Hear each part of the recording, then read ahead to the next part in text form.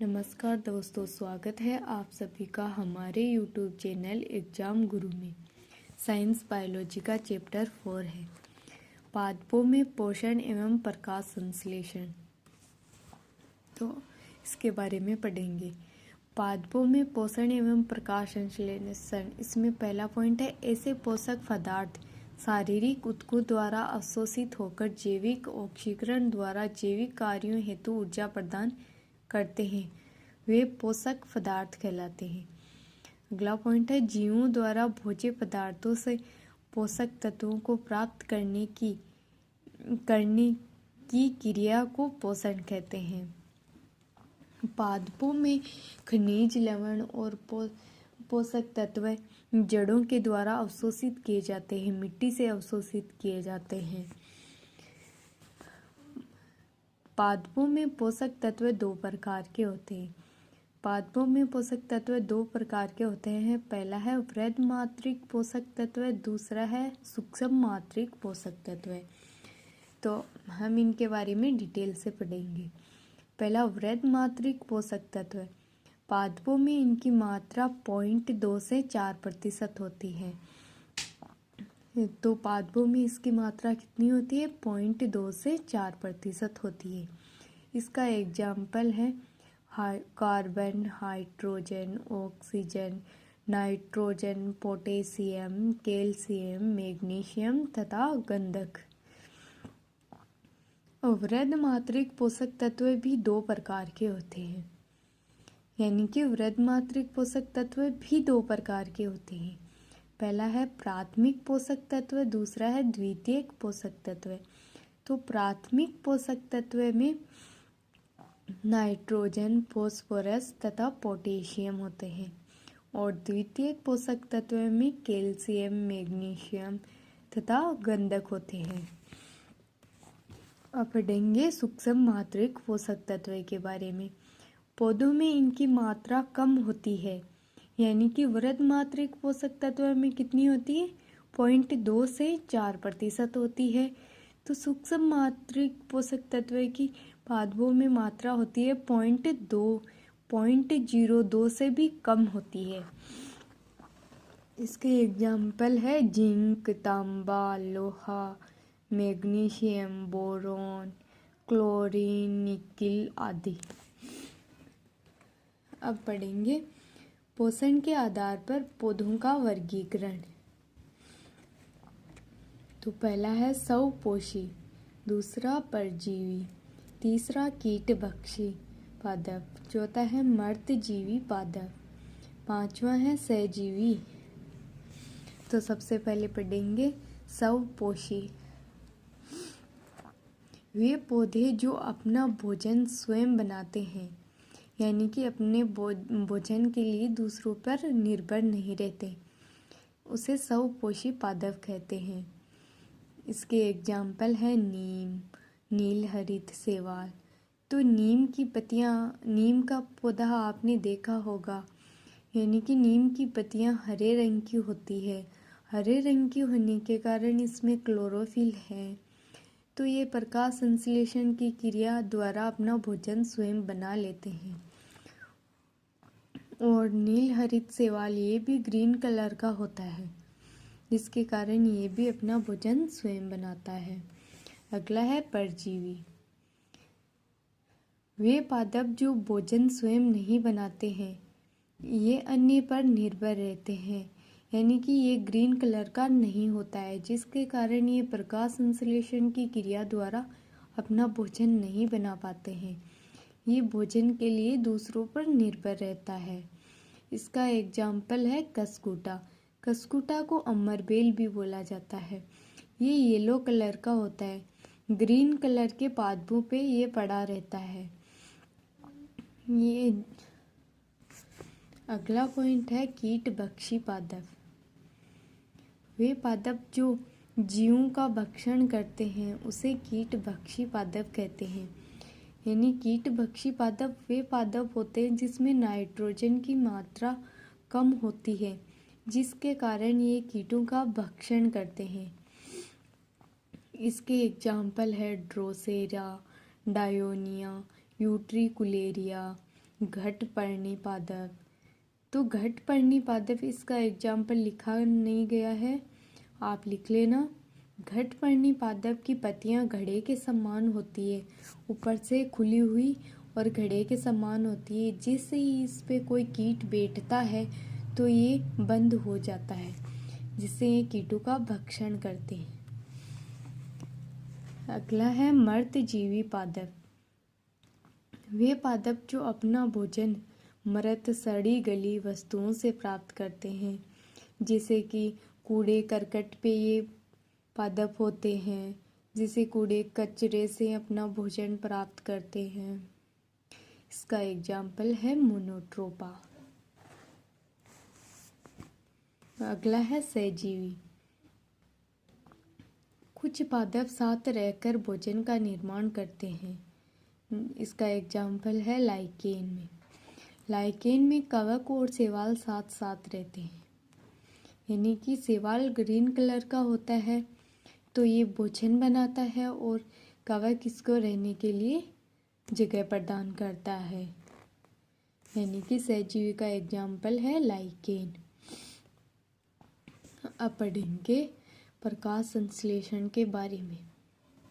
तो पॉइंट है, पादप की क्लोरोफिल युक्त कोशिका जो सूर्य के प्रकाश की उपस्थिति में जल, खनिज, लवण व कार्बन डाइऑक्साइड के साथ क्रिया करके भोजन का निर्माण करते हैं। इस क्रिया को प्रकाश संश्लेषण कहा जाता है। इसकी रिएक्शन है कार्बन डाइऑक्साइड प्लस वाटर। प्रकाश संश्लेषण की क्रिया होगी, ग्लूकोज प्लस ऑक्सीजन प्राप्त होगा। तो ये रिएक्शन इस प्रकार से होती है, 6CO2 प्लस 6H2O। तो इसमें प्राप्त होगा C6H12O6 प्लस 6O2। इसका पॉइंट है, इस क्रिया में जल का ऑक्सीकरण होने पर ऑक्सीजन का निर्माण होगा। तो ये अभिक्रिया देखी है आपने, तो इसमें जल का ऑक्सीकरण होगा जिसके द्वारा 6O2 प्राप्त होता है, तथा CO2 कार्बन डाइऑक्साइड का अपचयन होने पर ग्लूकोज का निर्माण होता है। कार्बन डाइऑक्साइड का अपचयन होगा तो C6H12O6 का निर्माण होगा। इसमें अगला पॉइंट है, प्रकाश ऊर्जा को रासायनिक ऊर्जा में बदला जाता है। तो प्रकाश संश्लेषण की क्रिया के द्वारा प्रकाश ऊर्जा को रासायनिक ऊर्जा में बदला जाता है। इसका अगला पॉइंट है पर्णहरित। पर्णहरित में पत्तियों का हरा रंग क्लोरोफिल की उपस्थिति के कारण होता है। तो क्लोरोफिल का सूत्र होता है C55H72O5N4Mg। तो इसमें Mg मैग्नीशियम होता है, ये केंद्रक में पाया जाता है, यानी कि केंद्र में होता है इसकी स्ट्रक्चर बनाए तो, और ये बाकी के साइड में होते हैं, ऊपर नीचे गोल स्ट्रक्चर बनती है इसकी। अब पढ़ेंगे क्लोरोफिल के घटक। तो क्लोरोफिल के घटक 4 घटक होते हैं। पहला है क्लोरोफिल ए, दूसरा है क्लोरोफिल बी, तीसरा है केरोटीन, चौथा है ज़ेनथोफिल। तो इसमें क्लोरोफिल ए और क्लोरोफिल बी सामान्यतः पत्तियों में पाए जाते हैं, और केरोटीन ये गाजर में और रेड चिल्ली में पाया जाता है। लाल रंग के प्रकाश में प्रकाश संश्लेषण की दर सर्वाधिक होती है, तथा बैंगनी रंग के प्रकाश में सबसे कम होती है। यानी कि प्रकाश संश्लेषण की दर सर्वाधिक किस रंग में होती है? लाल रंग में, और सबसे कम किस में होती है? बैंगनी कलर में होती है।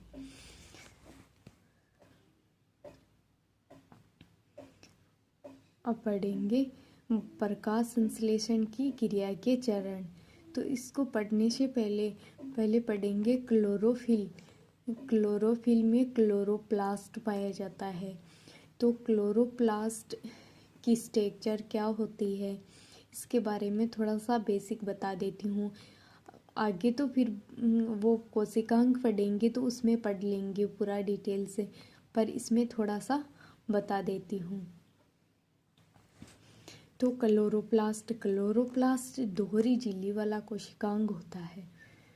इसमें आउटर मेम्ब्रेन, इनर मेम्ब्रेन और इसमें जो तरल पदार्थ होता है उसे स्ट्रोमा बोला जाता है। और इसमें थैलेकोइड यानी वो सिक्के समान जो स्ट्रक्चर होती है वो थैलेकोइड होती है। और थैलेकोइड वो सिक्के समान संरचनाएं ऊपर नीचे ऐसे डिब्बे के समान रहती है, उसे ग्रेनम बोला जाता है। ठीक है, तो और आगे फिर पढ़ेंगे कोशिकांग पढ़ेंगे, उस टाइम से पूरा डिटेल से पढ़ लेंगे। इसमें थोड़ा सा ये प्रकाश संश्लेषण की क्रिया कहाँ होती है, अप्रकाशिक अभिक्रिया कहाँ होती है, तो इसके बारे में पढ़ेंगे। थोड़ा सा नॉर्मल बता दिया है। तो प्रकाश संश्लेषण की क्रिया के चरण, प्रकाश संश्लेषण की क्रिया के चरण 2 होते हैं। पहला है प्रकाशिक अभिक्रिया, दूसरा है अप्रकाशिक अभिक्रिया। तो पहला इसमें पढ़ेंगे प्रकाशिक अभिक्रिया। यह क्रिया क्लोरोफिल के ग्रेनम भाग में होती है। तो ग्रेनम भाग कौन सा होता है? जो सिक्के समान संरचनाएं सिक्के ऊपर उसके ऊपर ऐसे पड़े होते हैं, तो उनकी वो स्ट्रक्चर बनती है, उन्हें ग्रेनम बोला जाता है। तो एग्जाम में बहुत बार पूछा गया है कि प्रकाशिक अभिक्रिया कहाँ संपन्न होती है, तो ये क्लोरोफिल के ग्रेनम भाग में होती है। याद रखना कौन से भाग में होती है? क्लोरोफिल के ग्रेनम भाग में होती है। और दूसरा है अप्रकाशिक अभिक्रिया। यह क्रिया क्लोरोफिल के स्ट्रोमा भाग में होती है। ये स्ट्रोमा भाग कौन सा होता है? यानी कि क्लोरोप्लास्ट दोहरी झिल्ली वाला कोशिकांग है। तो बाहरी आउटर मेम्ब्रेन होता है, उसके अंदर वाली इनर मेम्ब्रेन होती है, और इनर मेम्ब्रेन में जो तरल द्रव्य भरा रहता है उसे स्ट्रोमा बोला जाता है। तो इस स्ट्रोमा भाग में होती है। तो अप्रकाशिक अभिक्रिया ये क्लोरोफिल के स्ट्रोमा भाग में होती है।